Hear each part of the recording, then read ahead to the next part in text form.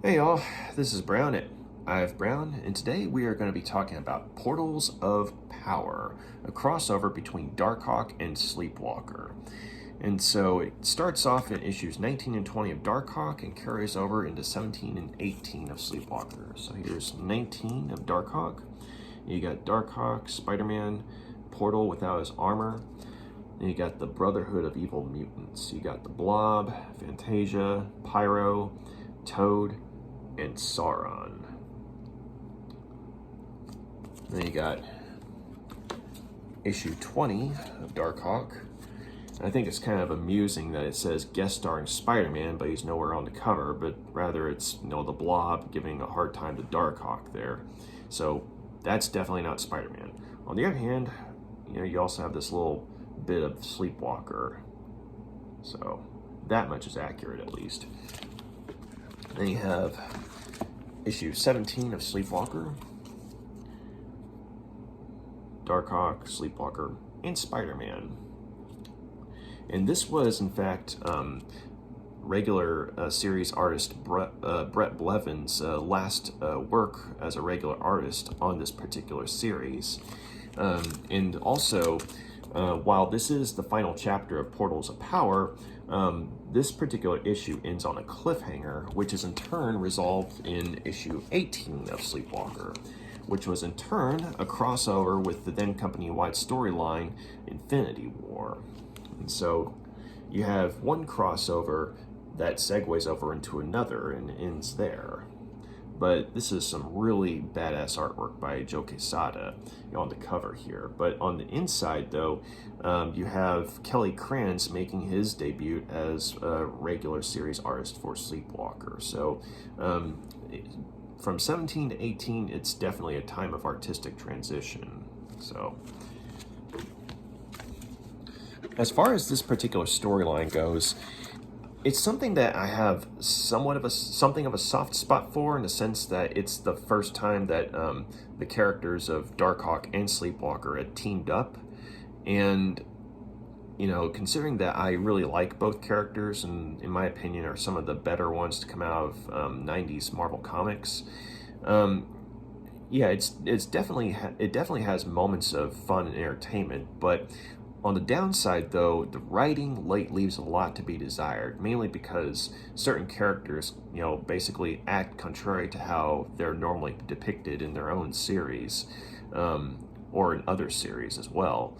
And on the other hand, you also have talented artists like Mike Manley and Bret Blevins, both trying to emulate Rob Liefeld for some odd reason. And Rob Liefeld, for those who don't know, is, amongst other things, the co-creator of the popular characters Cable and Deadpool, and he also was one of the founders of Image Comics, along with several other former Marvel artists.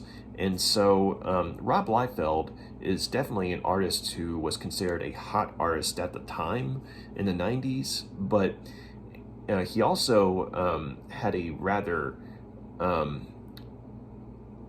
trying to think of how to say this exactly, but his art style was very limited. I mean, it was very unique, and because no one had seen anything like it at the time. But as time went on, he tended to reuse a lot of his own, pieces of artwork for other pieces. And like, for example, certain characters would have a pose that he'd used in another book that he'd worked on.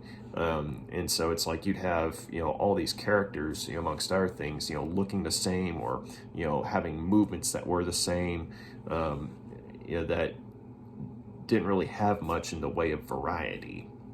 And so you look at his art, especially his early stuff, and you could see that there's a guy here who was definitely hungry and had potential to be a good artist. And as someone else in the industry has said, and I'm paraphrasing here, but Rob Liefeld is someone who had it. He just didn't have it yet. But unfortunately, one school of thought is that when he got famous, it was when he was just starting out. So when he got all this acclaim and all this popularity, just when he's starting out, it's kind of like, well, hey, why should I bother improving if, I've already made it, And so, I mean, if that's the case, I mean, I can understand, but unfortunately, though, most artists, as time goes on, they tend to get better with their work. I mean, Todd McFarlane and Jim Lee, I mean, these, or Greg Capullo, I mean, or Salvador LaRocca, I mean, all these guys, I mean, it's like they had distinctive, hot visual qualities, I guess you could say, but at the same time, as time went on, they actually got better with their work, whereas Rob Liefeld, for the most part, his work tended to stay the same. And so, I mean, granted, there's a certain sense of nostalgia, for that, especially if you're a fan of 90s comic book art. But on the other hand, though, it's kind of a bummer that, you look at his work now and look at his work then, and it just, I mean, every now and then you get a piece of art from him that actually does look good, but usually, though, it's just him, reusing some of the artwork that he's already done. And so you compare that to, say, other artists that were peers of his who have actually improved over time.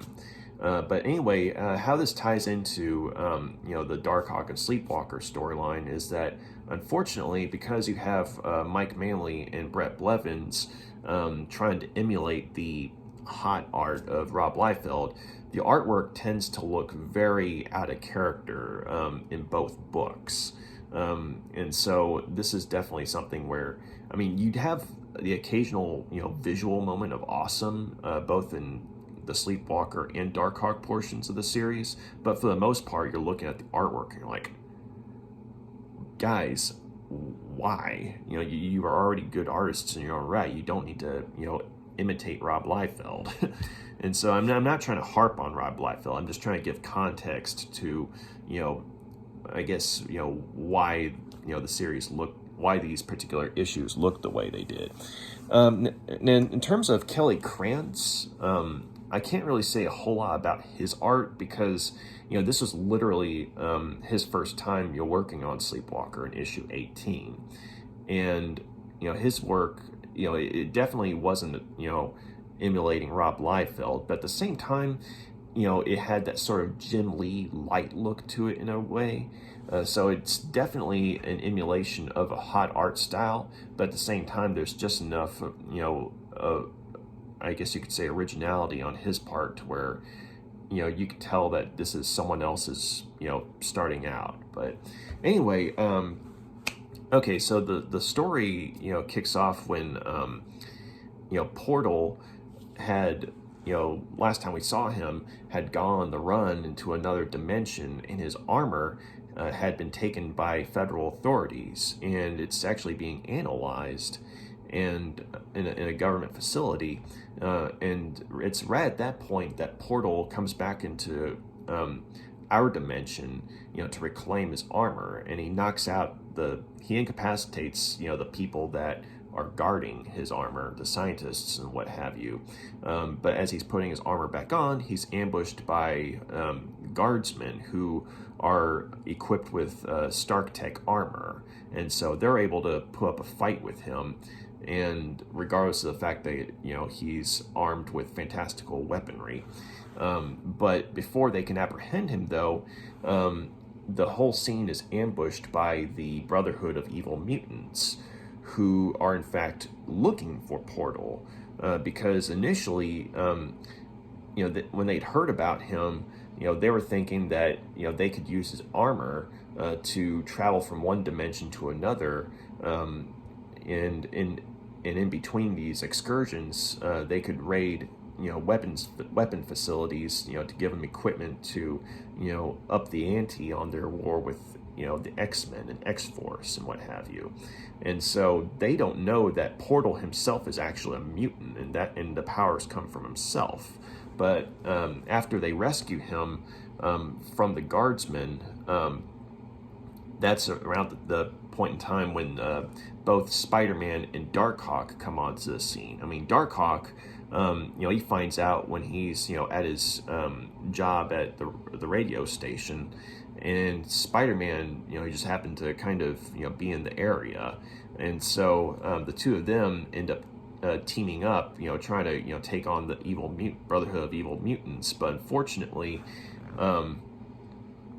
they end up, doing, like, it's just kind of adding to the chaos. And, Portal ultimately ends up, getting kidnapped by the Brotherhood of Evil Mutants, and he falls under the control of Soren, the pterodactyl-looking member of the Brotherhood. And he's, basically, amongst other things, has the ability to hypnotize people. And so he binds Portal under his will, and basically, Toad orchestrates a scheme to have Portal teleport the team into a certain government facility where they can raid the weapons for their revenge schemes against the X-Men. But Portal, it turns out, is able to resist just enough to where, yes, he's able to teleport the team, but he teleports them to a location that they're easily visible as far as the public is concerned, and also it makes it easier for Spider-Man and Darkhawk to find them. And so, which is exactly what happens. And in the process, while all this is going on, a Sleepwalker comes onto the scene because he recognizes Portal. And it turns out that Portal, at one point in time, had teleported through Sleepwalker's home dimension, the Mindscape. And so Sleepwalker comes to a conclusion that if Portal can go through dimensions, then he can get Sleepwalker back into his home dimension. And so, much like the Brotherhood of Evil Mutants, Sleepwalker is assuming that Portal's armor is the reason that Portal is able to teleport. And it's not until after the fact that he learns that Portal himself is the one who teleports, not the armor.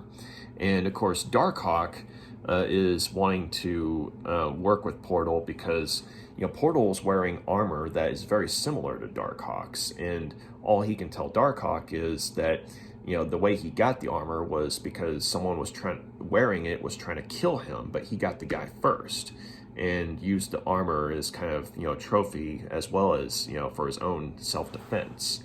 And so Darkhawk and Spider-Man, they're able to pick up on the fact that while Portal isn't a straight-up hero, he's not a bad person.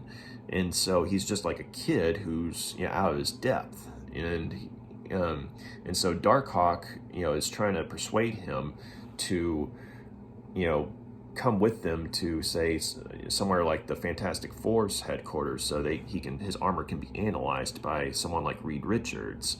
And so, at the very least, Darkhawk and Portal would both be able to understand more about, where the armor came from, perhaps. But unfortunately, though, right when that particular, idea was being, floated at Portal, that's when Sleepwalker came onto the scene and messed everything up by, trying to, get the armor for himself.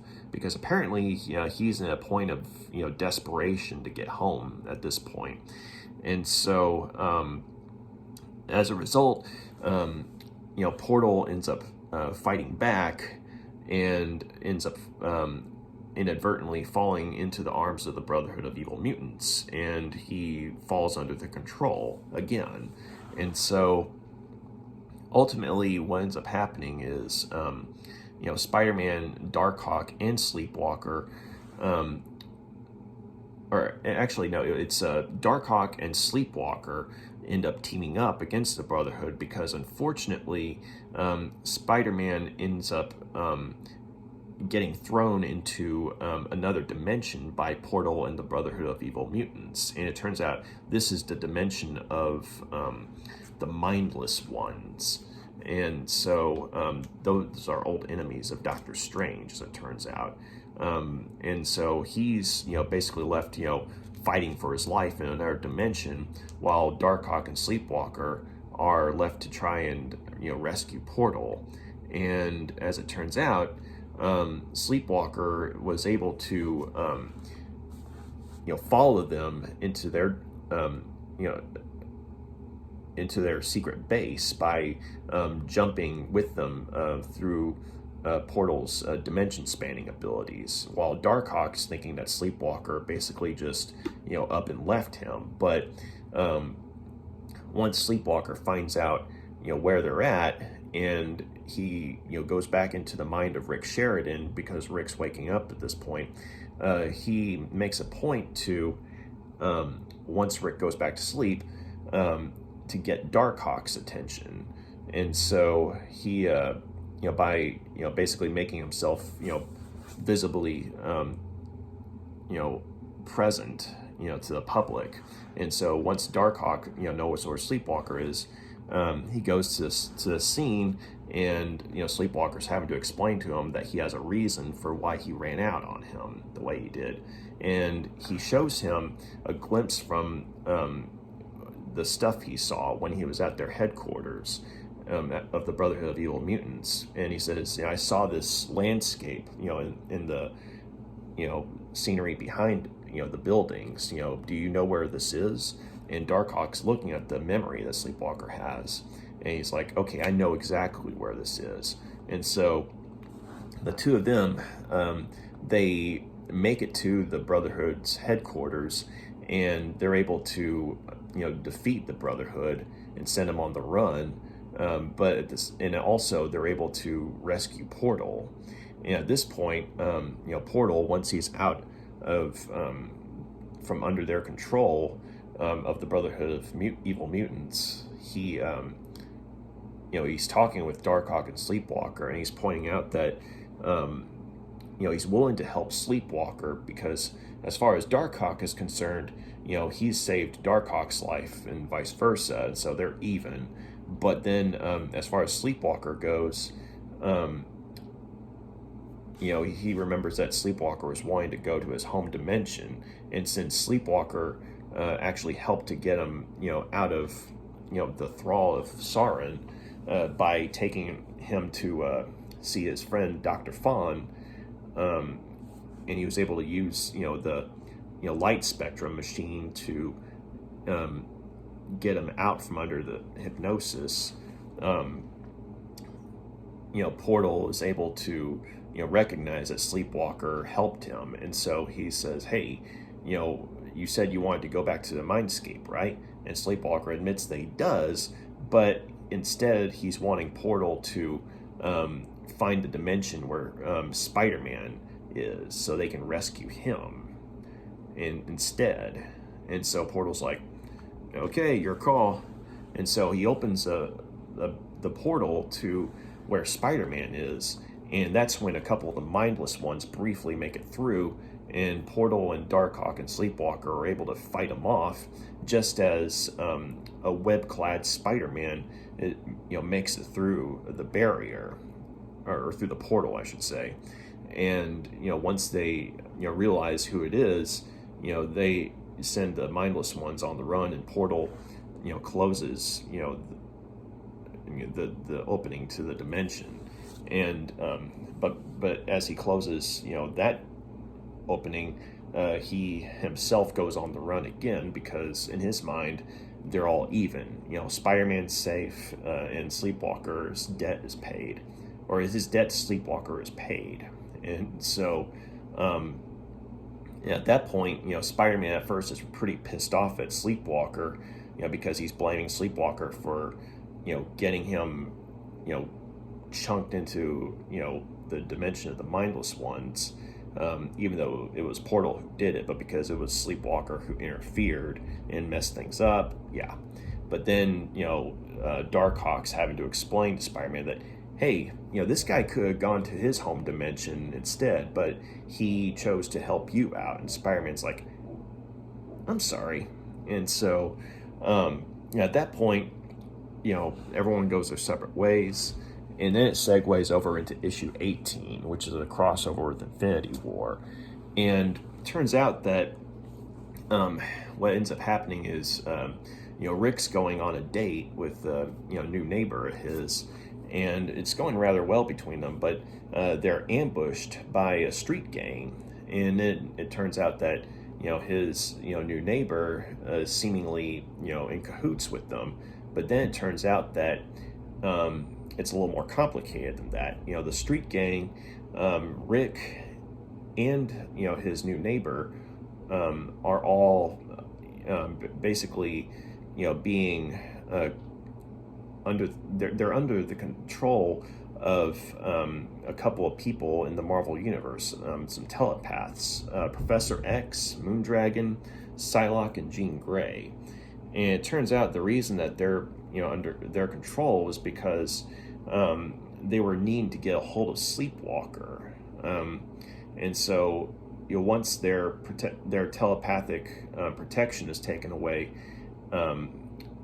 basically Rick falls asleep, and so does his new neighbor, and the gang members, they just go into a trance. But the reason that they're needing to talk to Sleepwalker, who never sleeps, is because there's this cosmic enemy by the name of the Magus, who is basically trying to conquer the universe. And one of the ways he's doing it is he's got an evil version of just about every superhero in the Marvel Universe, doppelgangers. And so basically, he also has the entire populace of Earth in a trance.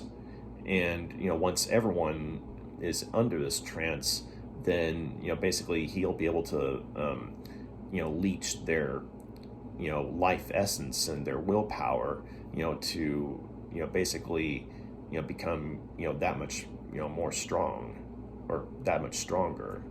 And so since Sleepwalker literally doesn't sleep, they basically need him to work with them to basically provide the this sort of mental energy to the populace of Earth, so that way, even though they're still in a trance, they're able to start to fight back on a mental plane. And so Sleepwalker basically has a run-in with some of the doppelgangers, because he's reluctant to trust Professor X and the other telepaths, because he's been manipulated by humanity before. And so he's needing to see for himself, and he sees that everyone's in a trance on Earth. And then once he has the run-in with the doppelgangers, he realizes what's going on, that the other telepaths are telling the truth. And so he puts himself in disguise and makes himself look like an evil version of Sleepwalker, so that the doppelgangers will think that he's one of them. And once he follows them and finds out what they're trying to do, that's when he's able to fight back against them, because he realizes that they're not really alive, and so he can use his powers on them without holding back, and he's able to reduce them to their natural sort of organic liquid state. And so once he does that, that's when he allows the telepaths to work through him to provide the energy that it's needed for the populace of Earth to have a chance against the Magus. And so once he works with them to do that, they thank him, saying that you've given Earth a fighting chance. And so that's how that particular story ends, with Sleepwalker guarding Rick and his neighbor. And so this overall, it wasn't as bad as I remembered it being.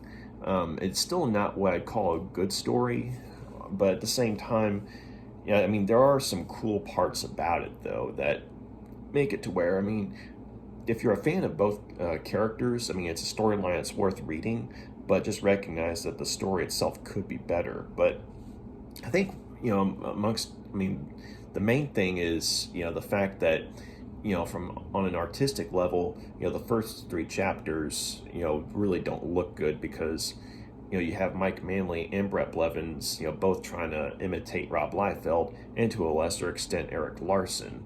But at the same time, I mean, there are moments that, have a certain visual punch to them to where it's like, okay, this, went from being an imitation of Rob Liefeld to, oh wow, this is actually good art. But like one of my favorite panels or favorite pictures was from this issue of Sleepwalker.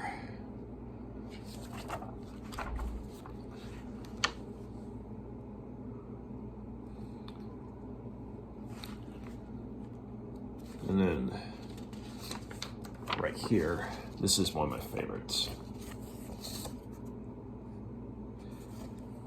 Because it's like a point where, they're like, okay, let's just make a badass picture here. So you have Darkhawk and Sleepwalker smashing through the window of the, Brotherhood's headquarters.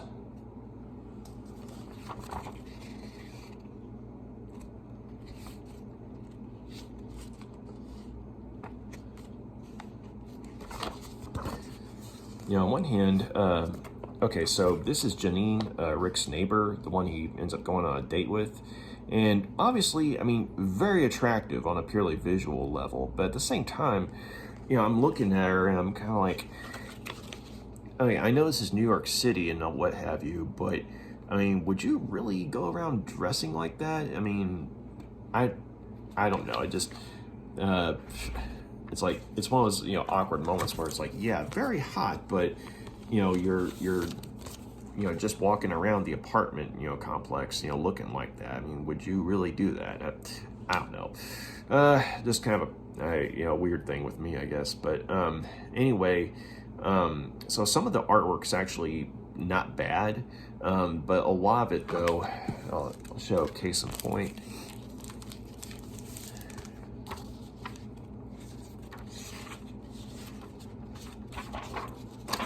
See, I mean, you look at Toad's face right there, that definitely looks like something that Rob Liefeld would do.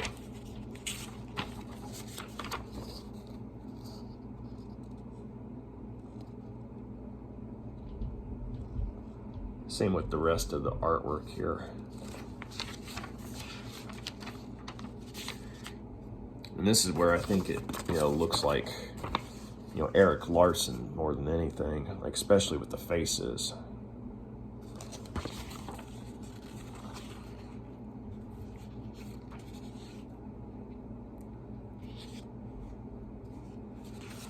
And of course, right here you got the Blob.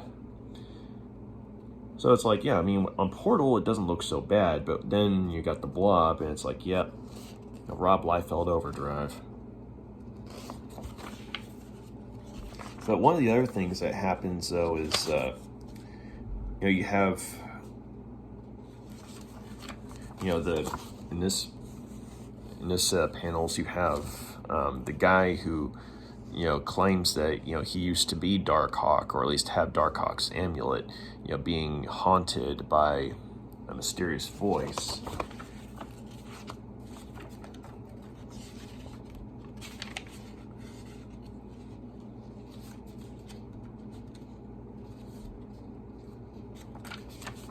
But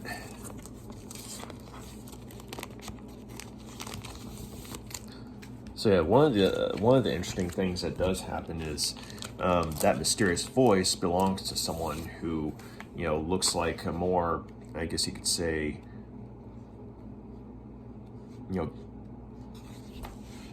a more intense version of Darkhawk,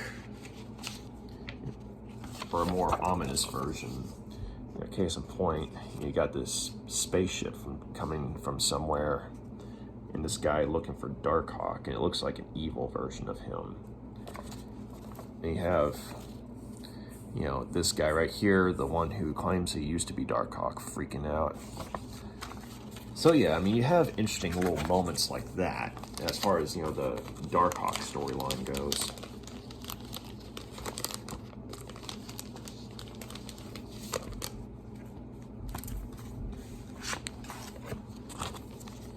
And then, I'm going to show you all the artwork, Kelly Krantz.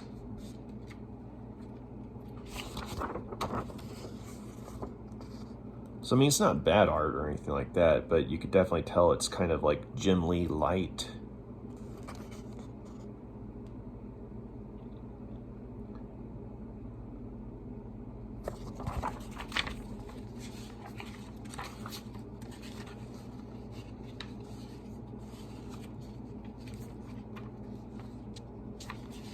Let's see.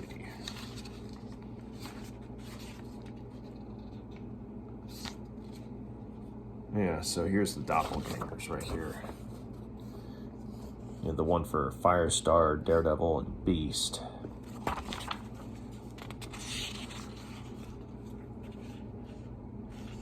And you got Sleepwalker right there in disguise. He basically used like a bunch of chicken bones and reconfigured them to make it look like, you know, he had sharp teeth and, you know, head spikes and what have you.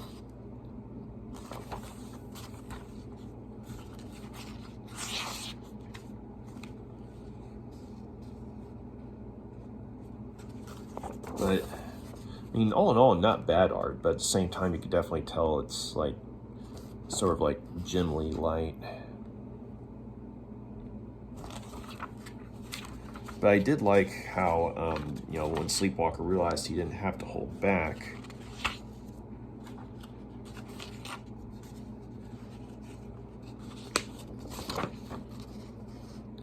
and after he worked with the telepaths to, you know, provide that energy boost that was needed, you know, for the populace of Earth, it weakens the doppelgangers to where you see them in their natural forms, and it's not pretty.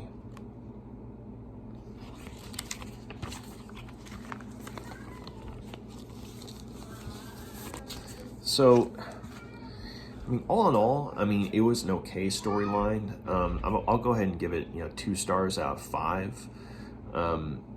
I just think that in terms of, especially how, you know, Sleepwalker was depicted in the issues of Darkhawk, you know, I understand, like, he's desperate to get back to the, you know, Mindscape, but the way he goes after, you know, Darkhawk and Portal and Spider-Man, you know, it's like, it really came across as, you know, shoot first, ask questions later, and basically he didn't really explain himself until after Spider-Man, you know, accidentally, you know, got caught in another dimension. Whereas if he had just explained himself beforehand, a lot of the problems could have been avoided. But yeah, just, I mean, it's an okay storyline. It could have been better. I will admit, though, that I liked how, you know, you see, you know, how Darkhawk is trying to, you know, get Portal to trust him and what have you. You know, so yeah, there's definitely some, you know, carryover from his previous character development. And also, I appreciate the fact that you know, saw Sleepwalker at a moment wherein, you know, he could have gone back to the Mindscape, but instead he used that opportunity to rescue someone else. And so you definitely see, you know, Sleepwalker in a very heroic light in that respect. And also, you kind of understand why he doesn't trust the telepaths right off the bat, you know, when he's listening to them, because, I mean, it wouldn't be the first time he's been manipulated if it turns out they were villains, you know, so he's needing to see the situation for himself, and so his distrust is understandable. So yeah, I mean, like I said, there were a couple things I liked about the storyline, but overall, it was just okay. Like, it could have been better. And also, the Brotherhood of Evil Mutants. I know, like, these particular members were never the most, you know, crafty, but at the same time, you know, they came across as more mustache-twirling villains than, you know, say, like, I think that, you know, if they'd been written in another way, like, to be more crafty, I think they would have been more serious as a threat. But instead, because they were all, you know, mwahaha, you know, mustache-twirling villain types, you know, they're just kind of, you know, super-powered hooligans more than anything. But yeah, so I'll go ahead and give it, you know, 2 stars out of 5. So, I mean, it's still worth a look if you like Darkhawk and Sleepwalker, and especially if you've been reading the series up to this point. But, like, if it's your, you know, first time reading the series, you're probably going to be if it's your first time reading either Darkhawk or Sleepwalker, you might be a little disappointed, especially with the artwork looking the way that it does, and plus the fact that certain bits of character development might ring hollow if you hadn't been reading either Darkhawk or Sleepwalker up to this point. But if you have, then it's a storyline that's worth checking out. But otherwise, you might want to give it a pass until you've gotten to the point in both books where you understand what's going on. So thank you very much for taking the time to check out my review. Oh yeah, real quick, the writer for the Darkhawk issues was still Danny Fingeroth, and then for the Sleepwalker issues, it was Bob Budiansky, and Mike Manley, he did the artwork for both issues of Darkhawk, but on issue 19, he had an assist with inks from John Heebink and Aaron McClellan, and then he went back to doing the artwork entirely on issue 20, and then let's see. For the inks on for the pencils on Sleepwalker 17, you had Bret Blevins, as I mentioned earlier. That was his last issue as a regular artist, and he had Kelly Krantz on pencils in issue 18. And on inks for 17, you have Mike Manley, and then you have Rodney Ramos doing the inks on issue 18. And for the letters on 19 and 20 of Darkhawk, you have Bill Oakley, and colors by Kevin Tinsley on 19, and Joe Rosas on issue 20 of Darkhawk. And for Sleepwalker, you have Rich Starkings doing the letters on 17 and 18, and Mary Javins on colors for 17 and 18 of Sleepwalker. So there you go. That's creative teams for both sets of issues.